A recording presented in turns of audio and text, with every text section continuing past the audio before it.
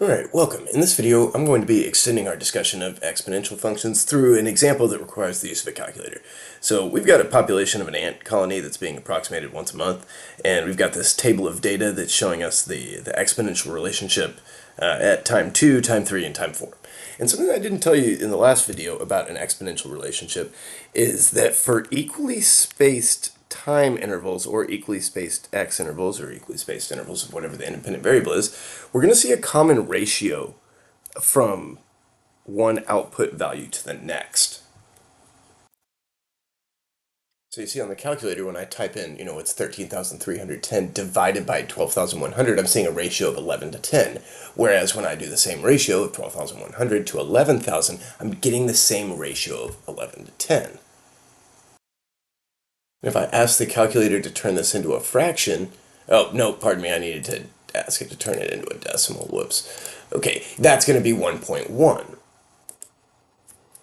And now what I'll say is that since that multiplier is 1.1, that's equal to 1 plus 0.1, and the amount that it is bigger by 1 then, that's going to represent our growth rate. So the growth rate is going to be 10% per month.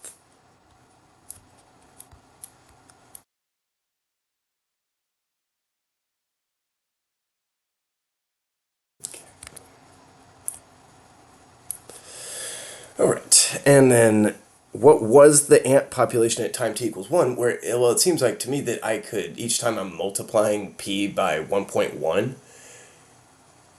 so to go backwards, I could divide by 1.1. So I'm thinking that the population at time 1, p of 1, is going to equal 11,000 divided by 1.1. Which I think that's going to be 10,000. But if you're not sure, I mean, just a calculator example. You've got a calculator right there. Yeah, it's going to be 10,000 ants.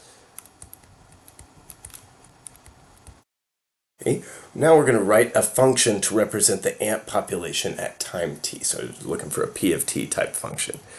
Okay, so we know that in an exponential growth situation, it's a times 1 plus r to the t.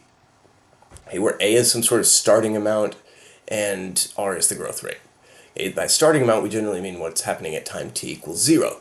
And so, I mean, on one hand, you could kind of set this up and plug in t equals 1 and solve for a, but I think that, the way it's been going, it would actually just be easiest for us to go over and divide 10,000 by 1.1. Just divide again to go backwards one more unit in t, backwards one more month, and I would get 9,091. Okay, so I'm thinking that a is going to be 9,091 and r is going to be 0.1, but I'm going to have to erase that whole thing. So 9,091 times, what's going to happen here, 1.1 to the t. All right, now, if they ask us when does the ant population reach 9,500? Okay, well, it looks like it's probably going to be between time t equals 0 and t equals 1, right? Because at t equals 0, I'm seeing a population of 9,000, a little bit less than 9,100. And at t equals 1, we saw it was 10,000, so it's got to be somewhere in there. So we can solve this equation. We're going to need to solve the equation p of t equals 9,500. Okay, well, that's 9,091 equals 9,500. No. Opposite. 9,500 is p of t equals 9,091 times 1.1 to the t. Okay. Now, we don't really have the tools to solve this one algebraically yet, but we do have a calculator, so we're going to use that, right? We're going to go into y equals, and we're going to do a little bit of, calculating an intersection. But my recommendation wouldn't necessarily be to calculate intersect. We're going to intersect against the x-axis.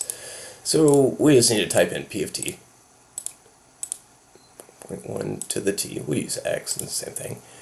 Okay, and now if I went down here, and in y2 I had put in, the second one is 9,500, and done intersect, then I would need to change the window on y to include probably 0 to 10,000 or something, right? Because I need to be looking for where they're intersecting at y equals 9,500, and I don't want to do that. So what we can do instead is say that this is like, set it equal to 0, and that would be 9,091 times 1.1 to the t minus 9,500. And finding a 0 is finding an x-intercept, so that'll be a little bit easier. Okay, so I set the equation to 0 in y equals, right? Or, type that into y equals, and now I'm looking for a 0. So I go and I'm going to set my window. Time only runs from 0 to 4. So maybe I'll do that, 0 to 4. And in y, negative 10 to 10 will be fine, because I'm looking for a 0 of this equation. And it should, right there between 0 and 1 was what I was expecting. So we're going to let it do its thing for a while. Now, if this is taking too long, we can always just okay. If you want to stop it from graphing, you basically act like you're turning the calculator off. And then we could restrict the window to, say, 0 to 1. But we're looking for a 0 that's between x equals 0 and x equals 1. Okay, give it a guess. I don't know, 0.5. And that's 0.461 or 0.462. And that's, at this point, how we're going to solve an exponential equation that we can't just look at and solve with our eyes, is we would have to use a calculator. But there won't be a whole lot of that in this course.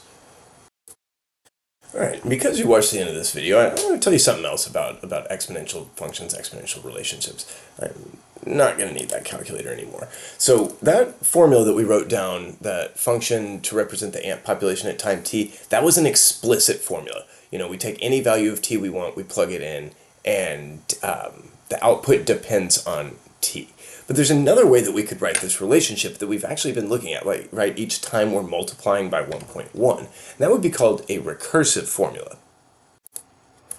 So in this case, the next month, the amount of ants was 1.1 times as many ants as the previous month. So that's we're going to write the relationship that way. We're going to say the amount of ants at the nth month is equal to 1.1 times the amount of ants at the n minus first month. Okay, and I'll translate that into English for us. And in Texas Algebra 2 at least, I've noticed in the state standards it's kind of hidden back there, but we do need to be able to look at a recursive formula and, that recursive formula for an exponential relationship and maybe be able to write an exponential formula for it. But if that's the case, then what we do is kind of the same as what we did looking at the table. We say, okay, that's going to be our multiplier. That's going to be the base of our exponential relationship, and then we just need to do some work to figure out what that starting value is. Okay, I think that's going to be all for this example. That's all I wanted to say about these things. Thanks for watching.